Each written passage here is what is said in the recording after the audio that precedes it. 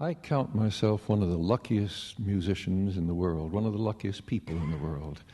You're quite right, I would have been in jail if it hadn't been for the First Amendment.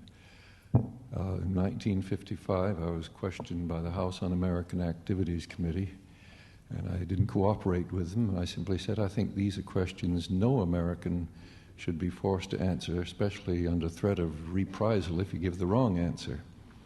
And every time they asked me another question, I said, same answer. So after 3/4 of an hour, they said, we don't consider this a good answer, and you may be cited for contempt of Congress. And I think I shrugged.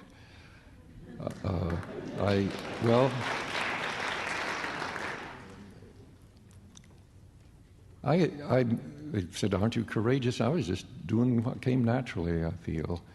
I had a good upbringing, some wonderful parents and grandparents. And even when we disagreed, we had a right to argue.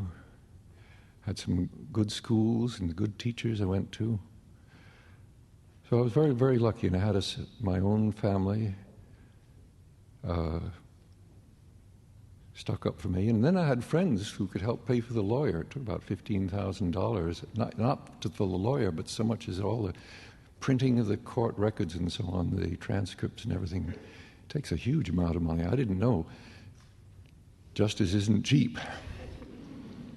But I was acquitted by the appeals court. I was sentenced to a jail for a year, only spent 4 hours behind bars while my lawyer was getting bail money.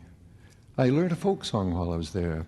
They handed out a lunch of a bologna sandwich and an apple, and the guy next to me was opening his sandwich and singing, if that judge believes what I say, I'll be leaving for home today. The guy next to him says, not if he sees your record, you won't.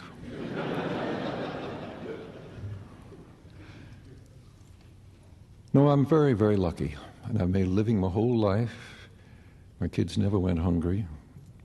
And in the little town where I live, a conservative little upstate New York community, 13,000 people, the head of the local hardware store, I was building a house for myself around that, for my family, which we have lived in all these years.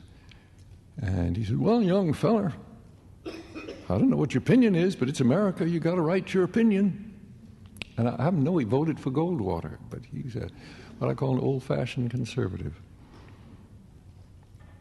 Yes, all of us are lucky, every single one of us, for having, thank Thomas Jefferson and Madison and the others who insisted on putting that First Amendment in. You know, I guess you know from the history of the Constitution that this group of rather extraordinary people, they're mostly wealthy men, slave owners from the South and merchants from the North.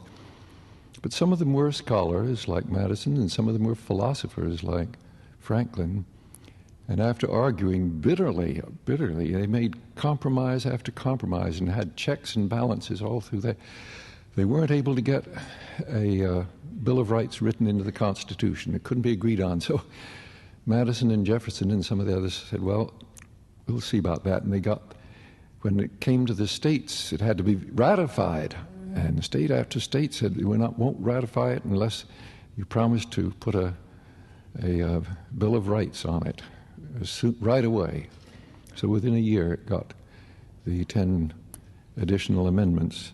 And that first one, I guess you could say, was the most important one. I guess some judge said, if there's any one fixed star in our firmament, it's that First Amendment.